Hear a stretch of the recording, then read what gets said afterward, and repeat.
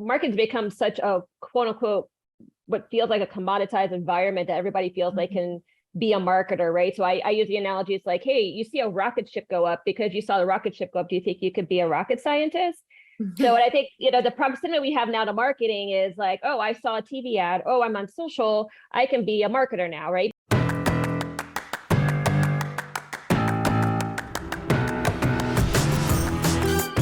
Welcome to the Marketing Expedition Podcast, an auditory journey through the latest in marketing, branding, and advertising. Now, here's your Marketing Expedition guide, Ray Allen.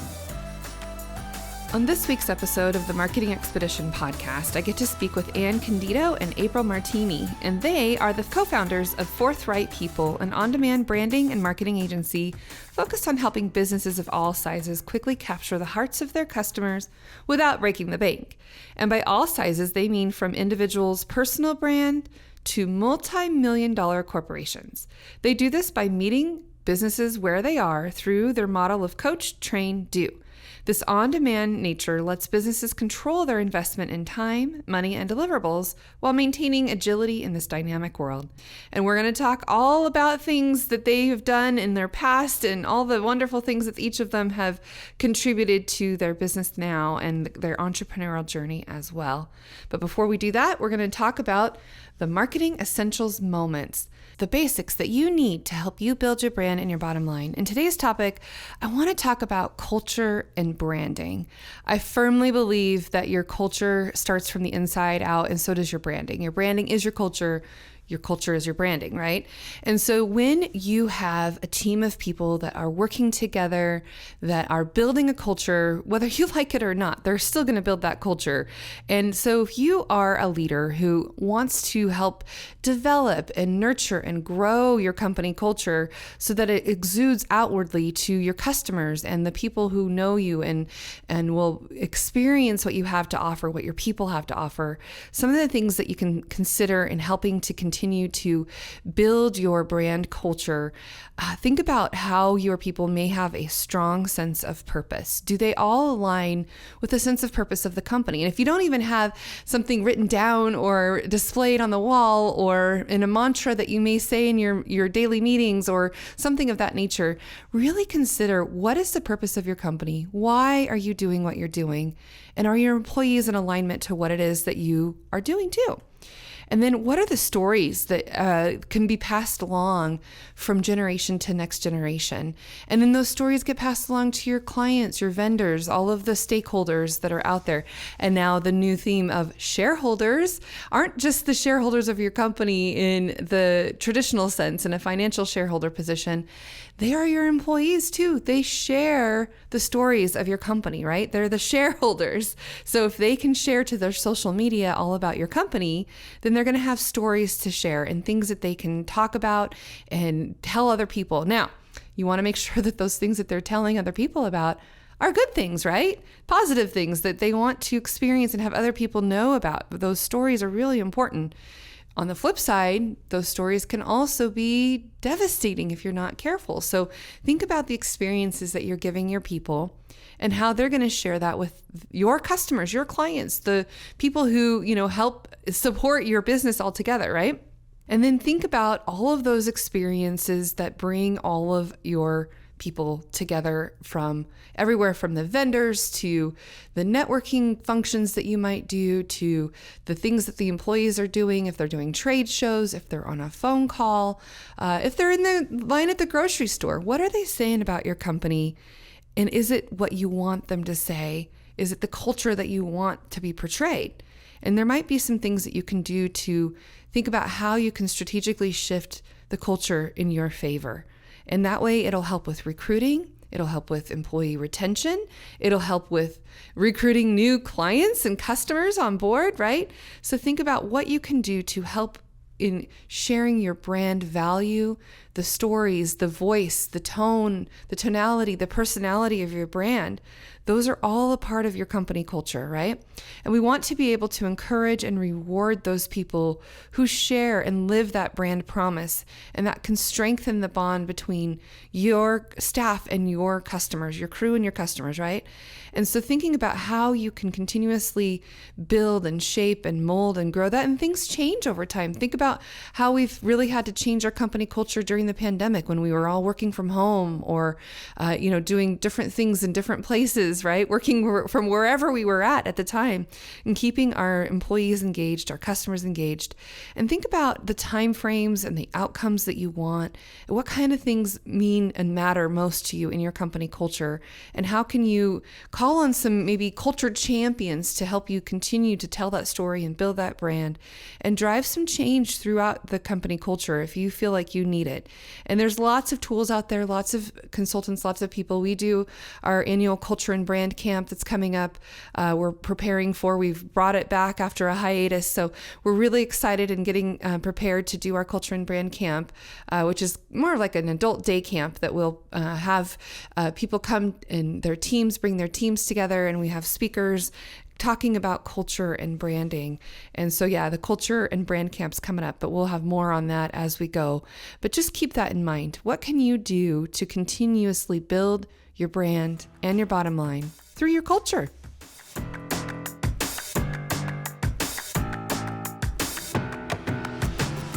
Welcome to the Marketing Expedition podcast. I'm your host, Ray Allen. I'm the president and CEO of Peppershock Media and the founder of the Marketing Expedition community.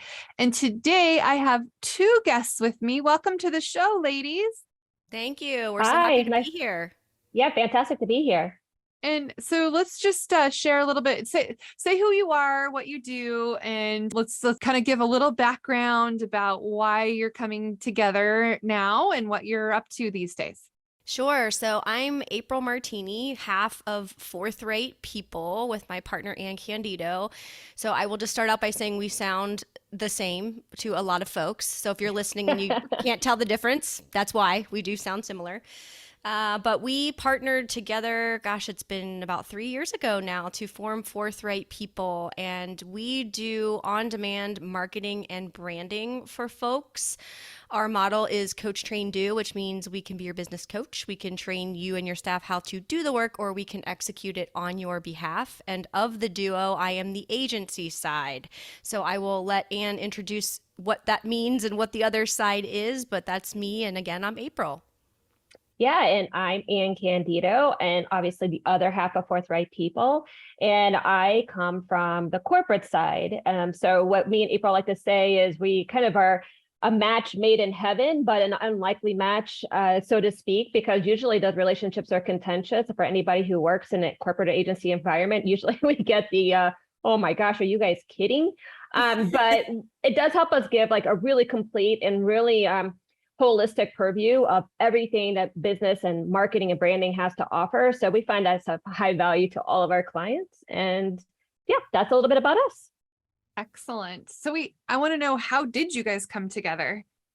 Oh, this is a funny story, April. You can tell it from your perspective, and I can add a little bit of my perspective because it's kind of funny. She likes to put me in this hot seat because I'm the one that came in skeptical, and that kind of defines our relationship. I'm always the processor. But yes.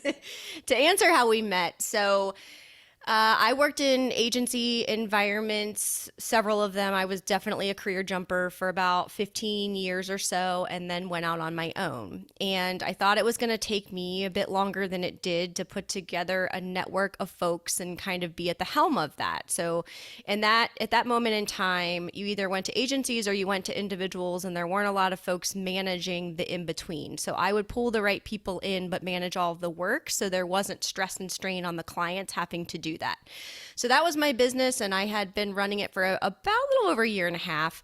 And I finally decided that, okay, I've done this, what's next? And then I also realized I was feeling just a little bit lonely. I was calling a lot of the shots and we were doing a lot of great work, but I didn't feel like I had someone to bounce ideas off of or create new thinking and new ideas with.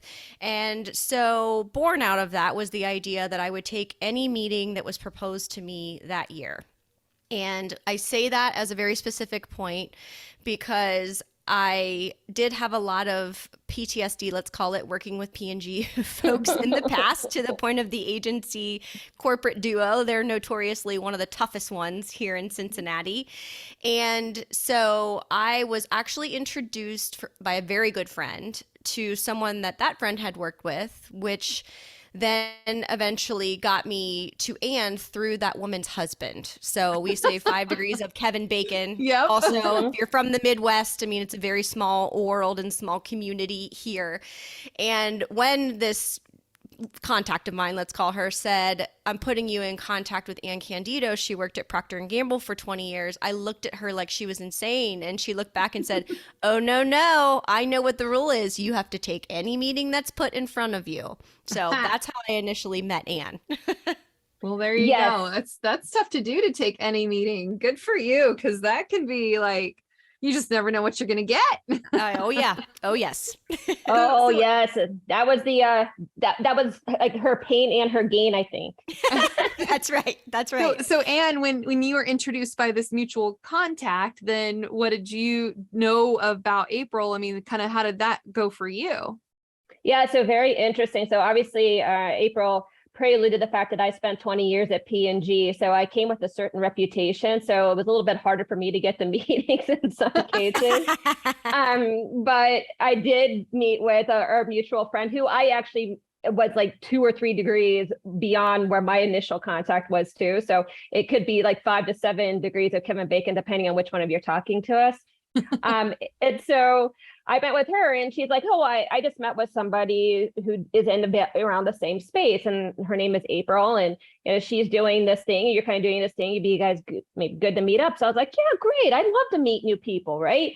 And so we met at this coffee shop, and when she walked in and we started talking, I'm like, oh, I love her already. So I was already like progressed on to like the next date, and I was like already kind of going down the path, which is hard for me to actually find people that I find we kind of mutually connect both in attitude and viewpoint, and then also just respect from an overall, just so super smart. But she was still skeptical. It took me 3 hours to warm her up. And then after that, we decided most of our meetings should be had over wine. And that's what we started doing. We started meeting every week for 3 hours just to start to brainstorm and think about what this could look like together. And it probably took a couple of months before we're like, all right, we're going to go do this. Yep. And then several months after that, before we sunsetted our existing consultancies in order to really focus on Forthright People. So it's definitely been a journey.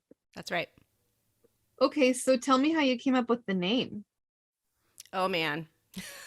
Mm-hmm. Okay, so naming there are certain brand things. We both share a love for brand, which is something we definitely bonded over. But words and things like brand character, tone of voice, and I would put naming in the bucket related to that, because it does become such a representation of your brand from a verbal perspective. We did what we do for our clients. So we set up our brand positioning, we set our tone of voice. It is super hard to do it for yourself, but we committed to doing that. And then, I mean, I will just give a peek behind the curtain. One of the things that I do is take the tone of voice terms and then literally bring up the thesaurus.com and start going through all of the words. And so together we would assign homework for, gosh, I mean, between the positioning to the character to the naming, again, it probably took us, I don't know, 6-ish weeks or so to really get into that. But Forthright is just so foundational to who we are. And you heard Anne say, we aligned on so much more than just the work or passion for the work. It's really foundationally, who are we as people? And we're both pretty direct, and we tell it like it is, but there's always a respect component to that. So we don't do it to cut people down. We don't do it to be nasty. We don't do it to say we're smarter than you. We do it because we really want to do what's best for the work. So that got us to Forthright. And then candidly, we couldn't get that name, right, from a copyright perspective. But that really pushed us to think even further than that. And so the people component came in the fact that we're serving people and we're working with people, and the relationship is so important. And so we're looking for people to work with us that appreciate the forthright nature of who we are and how we do work. And we communicate that right off the bat to folks to the point of being direct. Well, very good. A couple of podcasts ago, one of the terms that came up was bluff, bottom line up front. And so it kind of reminded me, like, just say it like it is and, be able to be, like you said, forthright. So I love it. Yep. I love the name. That's awesome. So I want to know about some of the maybe stories or case studies or things that you've done to help people. What are some strategies or challenges that you had to overcome for some of your clients that you care to share? Sure, I can start with that. We have a very varied book of clients, which has been really, really fun for us because it brings new challenges. It helps to grow the scope of branding and marketing in general, which we just love. I'll talk about one of our recent clients that we were able to successfully help them kind of transform a whole big event that they were doing. So this is Rising Star Casino in Rising Sun, Indiana. So if you're in the Cincinnati area and listening, I highly suggest you guys go check them out. They're kind of unknown because you're just kind of snuck back there and it takes a little while to get back there, but they have what's called Christmas Casino and it's a phenomenal event. They go all out and they create this really fantastic experience for folks. And I would say based on what I've seen, it's probably the one, like the closest to it that I've seen it is like New York City. Like this I'm saying, when they go all out, they go all out. They bring in reindeer, they have Santa every day, they have all these mechanical displays. And it's just really, really just awe-inspiring and just get you in the mood. But they weren't getting people there like they wanted to. And so they brought us in and asked us to take a look at what they were doing and give them a more comprehensive marketing communications plan that was going to help them be able to bring in people to Christmas Casino. And like I said, this is really tucked in there. So they're very local, but also their relationship with the local community wasn't quite what it probably needed to be in order to get that local support. So not only did we have to think about getting people there from beyond Rising Sun, we also had to grow the relationship with the community. So our marketing communications plan had 2 prongs in order to go do that. Without going into all the details about exactly what we did, we were able to kind of get them to see marketing and branding in a different way and how to really establish those relationships that our name implies and that April says is so incredibly important to everything that we do. And as a result, we were able to make that the biggest Christmas casino they've ever had. And they've been doing it for at least a decade, if not more. So they were just blown away with the amount of response that they were able to get. But I think that just speaks to when you really are trying to understand the people that you want to come to your whatever it is, and that's your product or your service, because you're asking people to come to you. It's all about creating that brand love connection. That's like, okay, what is it about what you want? And what is it about what I have to offer that is going to make us a match? That's going to make us have this relationship that you want me. And that was always in this client and for all of our clients, the crux of what we do. Yeah. And I'll pipe in there. So that's kind of the train do. So we were helping to educate some folks on their team on how to build that integrated marketing team and then also work more broadly within the organization to build a proper infrastructure for the events. And then we were obviously doing the doing, as you heard. So on the other side, I'll speak to our coaching clients, which is a tremendous point of pride and satisfaction for me after living in the doing space so long at the agency. On the coaching side, I mean, you heard Anne say that with the Rising Star Casino, we were meeting that consumer where they were, telling them what we had and enticing them to come join us, right? Because it was something they would want. It's really very similar when we think about our coaching clients, but I think the thing that we bring and where we find success is that we're able to marry marketing, brand, and business challenges all together to identify what is best for the company really at a foundational level and provide outside perspective to these folks who are typically pretty tenured within their career. But we sit behind them and support them and help be their champion and build whatever they're looking to do, right? So we can do everything from hey, it's a really young marketing team and it's my first time really building a team from the ground up, to, hey, we have some cultural things going on in the organization and we need to iron that out before we do anything else, to, hey, our brand is really stagnant and we're suffering within the category. I mean, those are some examples, but I think the breadth of what we can cover and then the relationships we build, because we're able to really listen and connect with our clients as our quote unquote consumer at the end of the day, that helps us to be able to do the whole gamut of that coach, train, do model. Yeah, I think that it's very important to be able to get your clients to be in a space that they can take on doing the work so that you're not the one doing it. Yeah. Yeah. And that's one way that we find like a lot of satisfaction, like when actually clients are like, okay, we don't need you anymore. We're like, yeah, I mean, like, we're not sitting there trying to find a way to kind of just, eke everything out of them that we possibly can. We find a tremendous amount of pride when they like, we think we kind of got it. We want to kind of try it. We're like, hey, you know where to find us. Good for you guys. Go for it. Yeah. Well, that's good. So I want to know maybe a little bit more about the types of clients that you truly enjoy working with. I mean, you mentioned that the people enjoy that want that forthright ideal, but if you had a perfect, genie in a bottle and poof, here's your one wish, who is it that you would really love to work with and why? Well, I think you heard our backgrounds, right? And I didn't say this directly, but Anne came from P&G, which is one of the biggest brands, if not the biggest brand in the world. And a lot of my early career was spent on those, Fortune 500, Fortune 100 companies. And I think that while I am so grateful for that experience, and it gave me so much exposure and so many different types of businesses to sink my teeth into, I really get a lot of pleasure, and our business is focused on helping folks that probably are more in that mid-size-ish range that are definitely looking for the forthright approach, want to hear us, want to have us be part of the team, want to be able to respect what we do and have us respect their business in turn.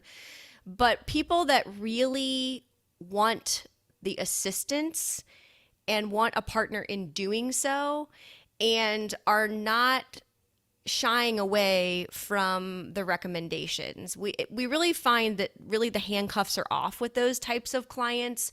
And when we can get to a place of vulnerability where it's like, look, we have these challenges, or I've never done marketing directly, or I've never been part of a rebrand, or here's the really deep problems that keep me up at night, we just find that there's the ability to have those types of relationships easier in those size of companies. And then on the other side of things, you can make change a lot quicker, because part of my frustration with the large clients was always the pace with which things moved. My early career, probably call it the first, about 4 years, I was in CPG, which is consumer packaged goods. And I can tell you that I had left the company and been gone years before I saw some of our products actually hit the shelf. So that immediate change and being able to enact change in business and really breathe new life, and also help them test and learn strategies and not be afraid to try things, those are the types of clients that we really, I think, attach to. I use the rocket ship analogy when I try to really exemplify the kind of clients that we really, really like, which is, and you'll appreciate this, right? I'm sure most of your listeners will too. It's like, marketing's become such a quote unquote, what feels like a commoditized environment that everybody feels they can be a marketer, right? So I use the analogy. It's like, hey, you see a rocket ship go up. Because you saw the rocket ship go up, do you think you could be a rocket scientist? So what I think, the proximity we have now to marketing is like, oh, I saw a TV ad. Oh, I'm on social. I can be a marketer now, right? Because I quote unquote understand these things. And what we really appreciate about clients when in where we get to like really fabulous and amazing work is when the clients could be like, I might not know everything that I think I should know, but I really know my business. Can you come in and help me figure out how to make my business really, really go? And that's where we really get excited, because we can open up all kinds of opportunities. We can help them to see things in a different way. And we could just take it to places that they never thought it was possible. And that's really rewarding to see. I'm sure I don't need to throw a bunch of statistics and percentages at you for you to know that most of us spend too much time staring at screens. Being able to consume your content on the go means that your clients and customers can listen and learn from you without being tied to their desks.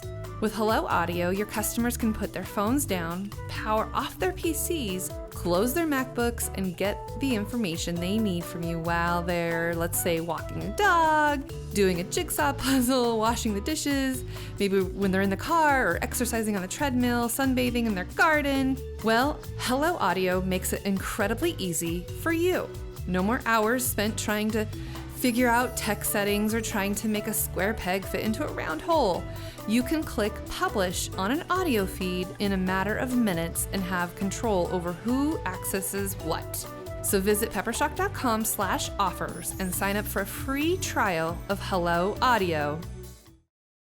So do you think that because the way the pandemic has gone and now, it's kind of a weird economy right now, and people sometimes the first thing that goes is their marketing budget, even though it should never be, right? I mean, we all want our clients to have the first thing on their mind is to make sure that they have marketing, but kind of how are you seeing things happen and shape out for your clients and for you as a company now? Like, where do you see, this industry in marketing and how people view it? Where do we see it going in the next, 3, 6, 12 months from now? Well, it's a very interesting question because we've seen it very go up and down, very much in extremes over the last, call it, couple of years. So we were a very new business when COVID hit. And when COVID hit, everybody's like, well, I can't do anything, so I might as well think about stuff. I'm going to think about my marketing.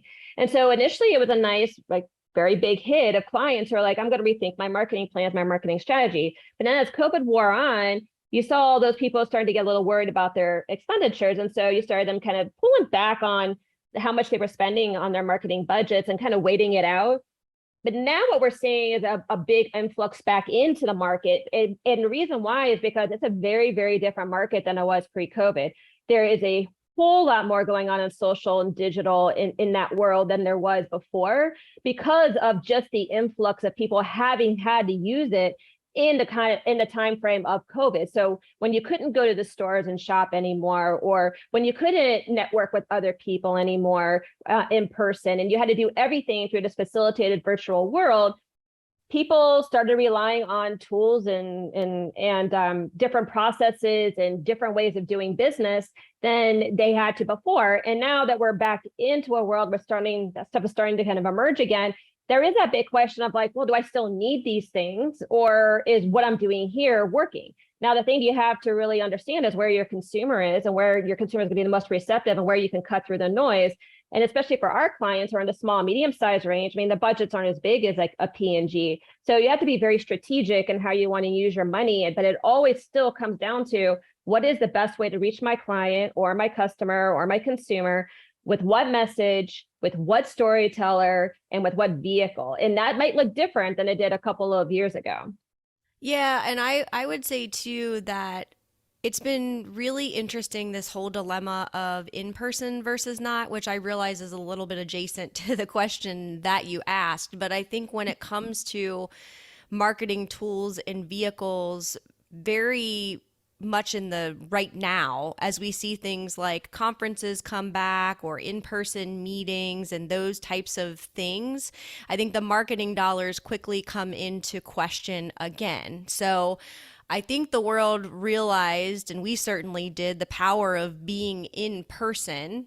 But what does in person look like now? And then how does that relate to what I do from a marketing perspective? So our conferences, for example, going to go all the way back to the giant booths and the hundreds of thousands and sometimes millions of dollars being spent on those types of things? Or do they condense a little bit? And like Ann said, we look at some of these other tools that are now out there and we decide if we stay there, if things are working, or even if we try new things that we haven't done before. We haven't even gotten to the fact yet that we also have a podcast. I'm sure we'll talk about that. But recently we've had a lot of folks on, and I think this is a driver of what we're seeing in the space of marketing, where it's like, how do I leverage and navigate this digital world? And how do I use things like a bot versus text marketing? Or do I use them at all? And how do I use them? Which goes back to Ann's questions.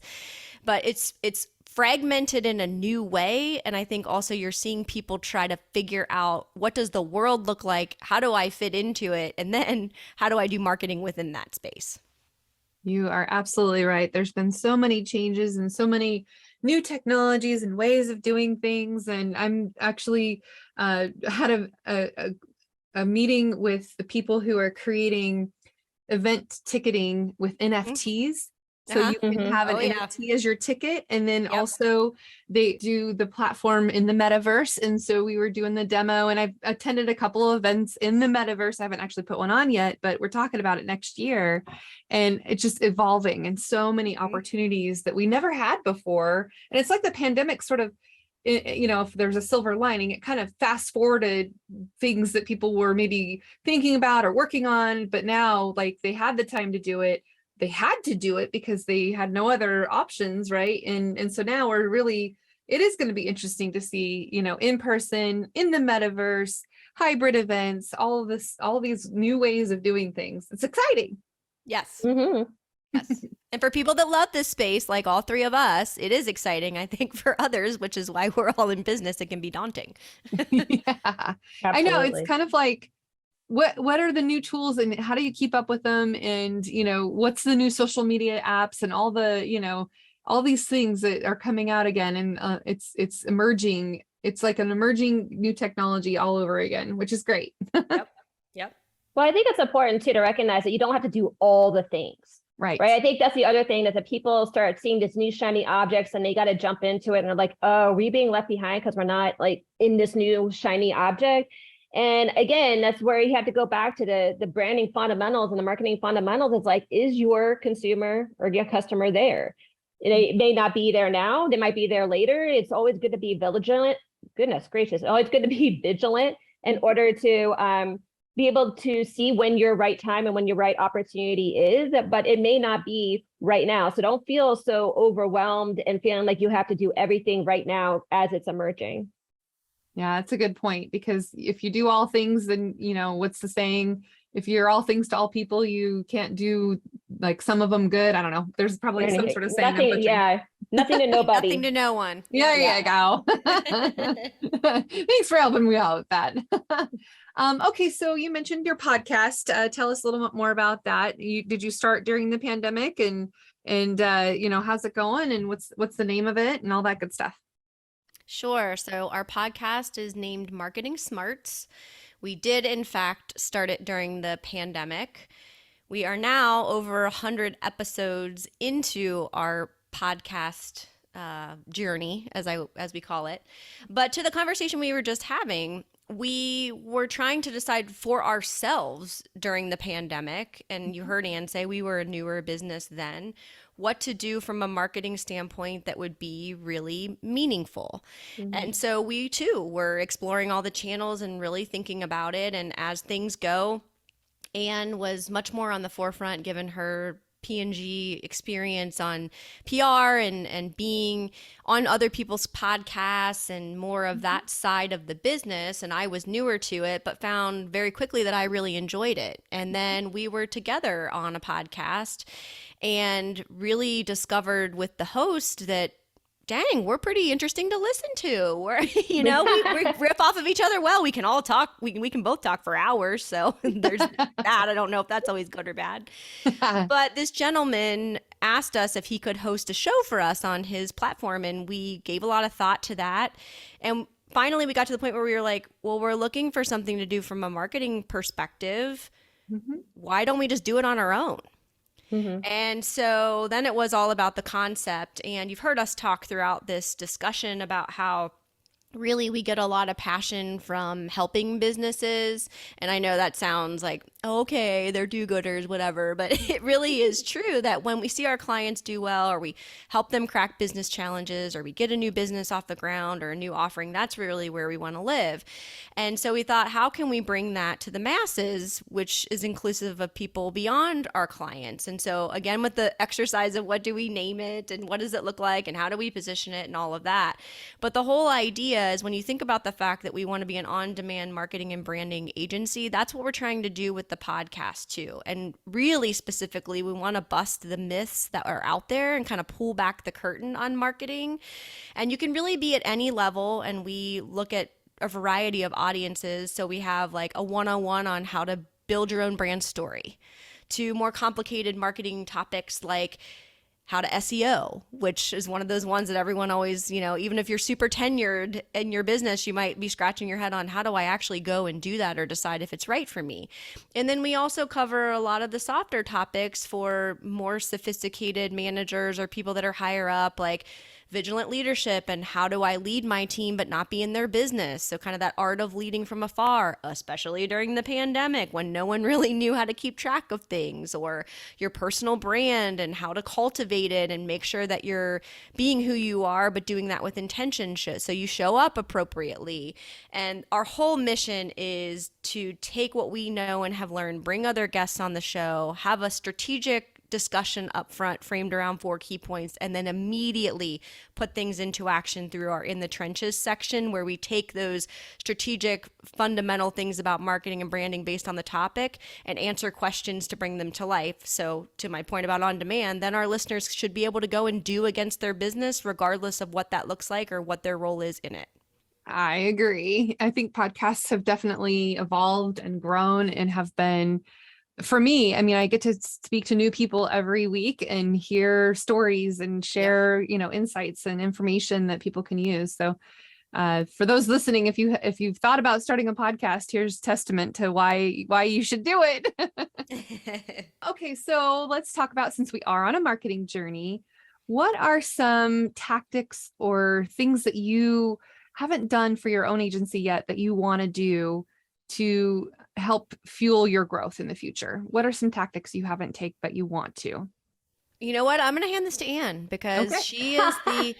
she is the I'm not like putting her in the hot seat. This is just one where when we think about where we divide our business, she's always the one dreaming up new things, and I tend to be the one saying, "Are we sure we want to do that?" So I feel like her perspective might be richer. Yang. It's good to have yin and yang. My husband and I are in the business together, and we are definitely the yin and yang for each other. So it's good. It's good.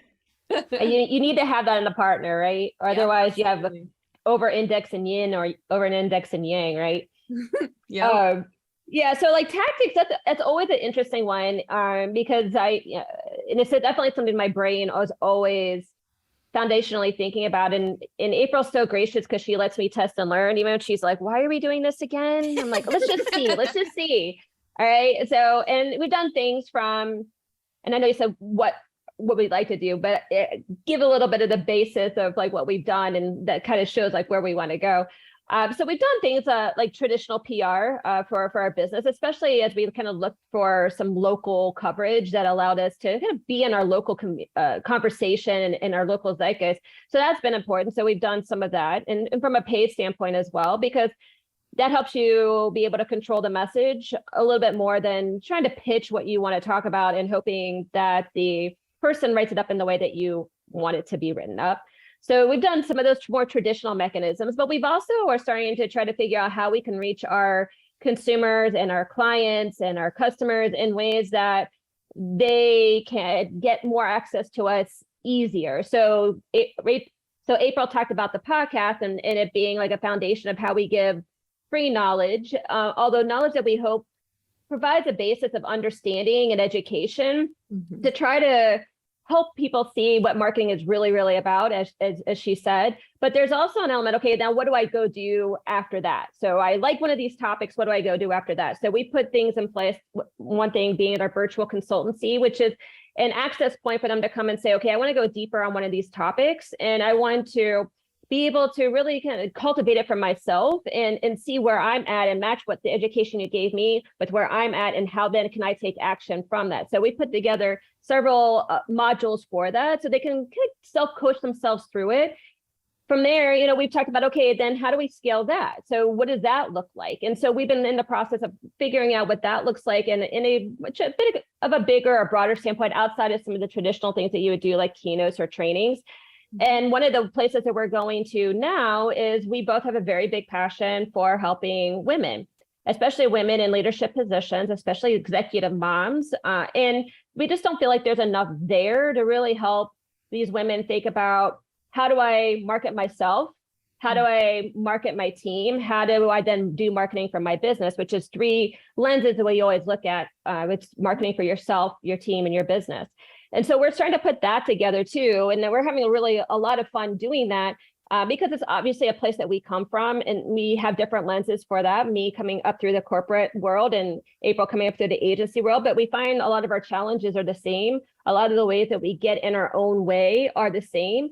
And the way that society kind of puts some blocks in our way is the same. And so if we can shift our mindset in a way that helps us to see new opportunity, we can choose a different path. And it doesn't always have to feel like we're compromising in one place or another. So we're starting to think about what that looks like and how do we grow and expand that and really do of service in that way and helping other women rise. I love that. That is definitely a need. And I think during the pandemic, it kind of laid a lot, a weight on working women, me included. I mean, I run a company, but I also, have kids, and it was like battle of the broadband and taking care of things and how coming out of that. Yeah, absolutely. I mean, that is definitely a very good niche to support and be a part of. And yeah, I can definitely relate and appreciate that goal that you have to continue to build on that for sure. Another question for you. What are some go-to resources that you read or listen to or subscribe to or are a part of, or like associations or memberships or something like that, that you continuously use to get your new information or trends that you see or things like that? What are some resources that you can share that our audience might like to listen in on? Yeah, so this is another place where Ann and I matched up really quickly when we first got to know each other. And that is that we are both like constant learners, and we consume content literally constantly. And so I'll let her speak to the specific podcasts and things that she loves, because again, this is where I get a lot of assignments from her of what to listen to. Good. But I would say that what we do is we are learners from the perspective of our clients. So when we start to see challenges or patterns, and I think that that's really what makes someone really good at branding and marketing in this space that we're talking about in total, is being able to identify, like you said, what are those bigger things going on, or what challenges are we seeing over and over again? Or Anne mentioned the fact that we're starting this Forthright Women thing, and while it's in its infancy, we are looking at everything that's out there that we can get our hands on from a book and podcast and just publication perspective, and really cluing into those things. And that's really how we do it, and how I've specifically done it throughout my career, is what is the next thing that I need to go and learn? And so it's more of a philosophy versus I always go to this podcast, or, I'm always reading this type of business book. It's more, all right, what thing is niggling, or what am I hearing my clients say, and what do I want to go tackle next? And it's always with the idea in mind that at Forthright People, we want to have our own philosophy on it. And so it's not uncommon, like I just said, for Anne to hear a podcast episode and assign it to me, or me to read a book and assign it to her, or us to be reading the same book at the same time because we're trying to dig into a really big challenge with our clients. And then also just pure self-education to keep ourselves and our minds smart. At any given time, I typically have 3 books going on. One is an actual physical book. It may be business or pleasure. One's a listening pleasure book, and one's a business pleasure book. And then, of course, random podcast episodes interspersed. So just being able to have the ability to read and read and read truly, whether it's listen reading or reading physically a book, it's about making sure that we're up to date, which I think is a really big challenge when you're in the marketing and branding space, because there is so much to keep up on, which is why that idea of what am I going to go learn or tackle next helps to shut out the noise and focus where we're positioning our education for that point in time. And Anne, I know you have specifics, so like I said, over to you. Yeah, I mean, I think for me, this has been the source of comfort as well as learning and growth. When I left P&G, I mean, as you can imagine, that was a very specific culture, a very specific atmosphere, very insular, right? I mean, joke about it, and April still jokes about like, the P&G mindset and not knowing there was a big bad world outside of P&G. But there's an element that's very, very true about that. So when I left P&G, the way that I helped to manage the fear honestly, of what I was about to embark on was just to consume everything that I could consume. And I think this is a really good lesson for everybody, is that when there's something out there you don't know, or something that you are unsure of, or you don't feel as comfortable with, like you had mentioned, Ray, the whole NFT world, go and listen to as much as you possibly can on the topic. It brings in so much really fantastic insight. It's not that you're going to become an expert and you're going to be super smart in that area. I mean, that's not necessarily the objective. The objective is like to be knowledgeable enough to be able to feel comfortable in that space, to have the right conversations, to seek out the right next steps or the right next people, to hire the right agency, to understand if it's the right thing for you. So it's just about making yourself a little bit more smarter and knowledgeable. It also helps you to understand, I think, that what you're going through is normal. Like we just talked about the business cycle, right? Of what happened with COVID, about going up and down, up and down. But as an entrepreneur or a business owner, it goes up and down too, right? And so if I didn't know that other people were going through the exact same thing, and that it's going to get good and you're going to think it's great, and then you're going to come crashing back down, and then you're going to go back up, maybe, but not as high. And you're gonna, like, if I didn't know that other people have gone through this and they've gotten through it and they've seen the other side, I think I would have quit like very, very early on. So I like consumed Ed Milet, Tim Ferriss, Tony Robbins, and then a whole host of others that have gone through this journey or these transitions or these pivots, or have really good insight to be able to shape your mind in a way that says, okay, I can do this, and I can do this because I have some tips and tools of the trade and that I can put in action, but I also can do this because I'm not alone. And I think that's really important, whatever your medium is. I also read a lot of books, consumed a lot of books. Like April said, right now, we're really focusing on understanding the landscape of how women have helped women already. And that's a really hard thing sometimes for people to go to, because one, not women specifically, but any kind of topic like that, because it's understanding the landscape. And a lot of people will refuse to go do that because they don't want to know that somebody's, their idea's already been taken, or that the other people have done it this way. But that's part of understanding where you fit in. And as we say a lot, marketing and branding, like the core marketing and branding has been the same forever. That doesn't change. What changes is what your take on it is, what your experience of it is. And so what makes everybody unique in the marketing and branding world is that they have gone through different experiences. They've seen the world differently. They've seen business differently. They've had different ups and downs. And so the whole objective is to find somebody that you relate to, that you resonate with, that you're like, I can see that. That is what I want. And I am going to use that as a model, not necessarily a playbook or a step-by-step, but I'm going to use this as a model for how I want to be and where I want to get to. So that's kind of how we approach our learning, and we make it a foundational part of every day. And that is extremely important. Do it in the context of other things. Sometimes I do it when I go on a 4-mile walk several times a week. I'm always listening to something. A lot of people will cop out and just listen to music, and I understand that. That's totally fine. But I use that as my learning time. So carve out learning time. It's really, really important. Leaders are readers. That's everybody says it, and that is so true. But reading can be in different forms. It doesn't have to just be reading an actual book. Leaders are readers. I love that. That's I've heard that before, and it's so true.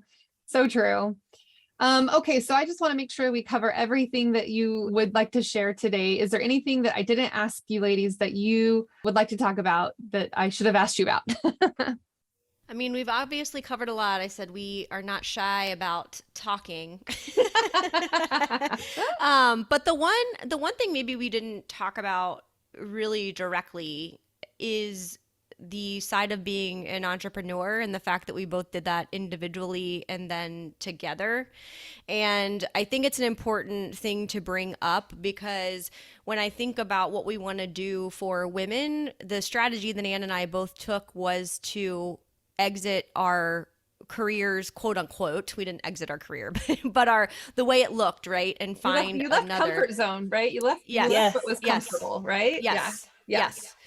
And so as the discussion was just going, I think one of the questions I get a lot is, oh my gosh, I could never be my own boss because it would just be so stressful. I wouldn't think about anything else. And it always makes me chuckle because I think about it the other way, which is since I am my own boss, I'm now actually free to be the boss of my whole entire life, and I don't have to answer to anyone else.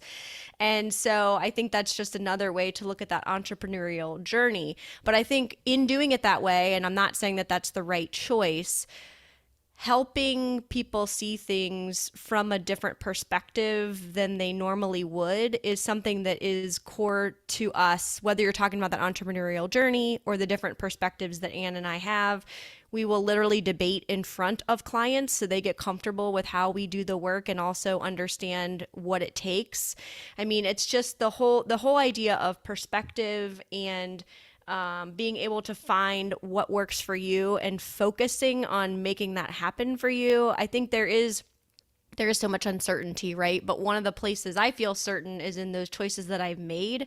And I think we just always encourage people to not say, well, I want that, but there's no way I can get it, but to start to figure out how and to find, like Ann said, the right tools, the right resources, the others that have been there or will be there for you when you decide that you're ready, and look to those communities, not feeling like you have to figure everything out completely on your own. Oh, I love that. No, we call that healthy conflict. Yeah. Yeah, we call it respectful debate is what we There call you it. go. We do. Yes, we do. Kind candor. No. Yeah, there's lots of phrases for that. That's right. That's right. No, it's very good. Ann, what about you? Anything else that you wanted to share that we didn't talk about yet? Yeah, I echo everything that April said, and I'll add that I think one of the biggest things that I've been proud of is being able to take the opportunities when the opportunities arise. I think so many times we want these things to happen, but we're unsure of what the next step is and how to go about that. And it can look very, very different from, starting, a side hustle, which was what a lot of people did at P&G years before they actually left the company, to like, hey, there's this new opportunity over here and I want to go try it. And we get so locked in to a certain sense of success that we feel like we need to achieve in order to be who we thought we were going to be in life. And I think the biggest thing that I learned after leaving my corporate job of 20 years, and what everybody asked me, it's like, when you look back, what do you wish you would have done differently? And I really wished I would have realized that really 80% of my effort is all I needed in order to get basically 100% of the recognition. But we are so just in tune to put in 120, 150%, thinking we're going to get that little extra piece, but it's all though a reverse hockey stick. And so when we think about how much effort we're putting in to get that one extra little piece, I just say, hey, listen, if you had that 20% back, what would you do with it? What could you go do that makes it even feel like more of an entrepreneurial journey, even if you want to stay in your corporate job? It could be doing a philanthropy. It could be, like I said, starting a side hustle. It could be spending more time, with your friends and going on more trips or having more experiences. So that's what I always like to mention too, as people are thinking about what life should look like for them. I say, really rethink about what success looks like for you as well, and really see if that success that you want is really tied to what's going to fulfill you and make you happy. Because it can look very different, and it provides a new sense of power for which to take action from.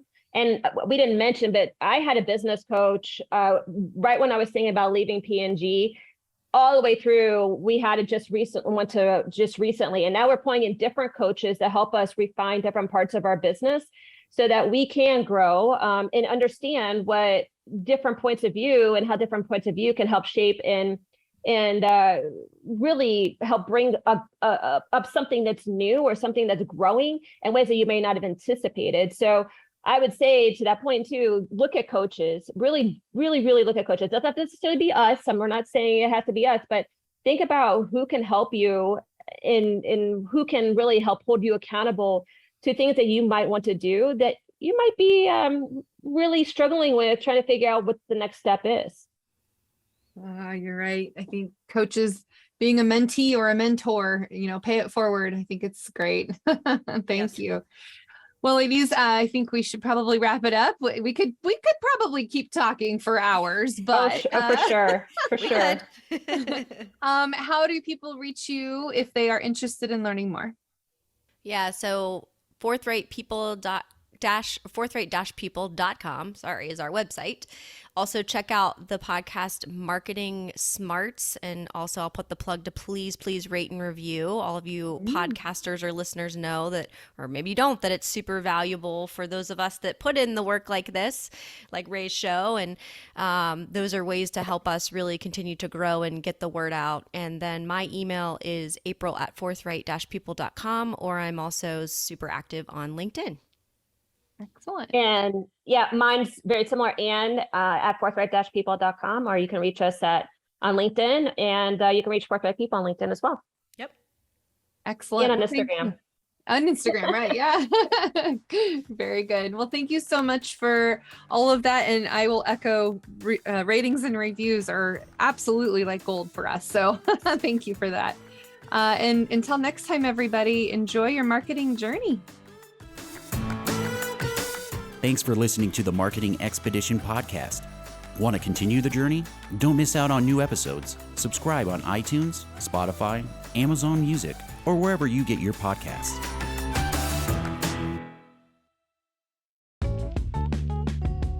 Wouldn't it be great if there was one place you can go to get all the latest information and tips about marketing and advertising? The Marketing Expedition community is that place. People like you gather in our online community to build relationships with others and find the latest marketing trends, tactics, tools, and technology. We help you build your brand and your bottom line. Start your adventure today. Visit themarketingexpedition.com to find out more.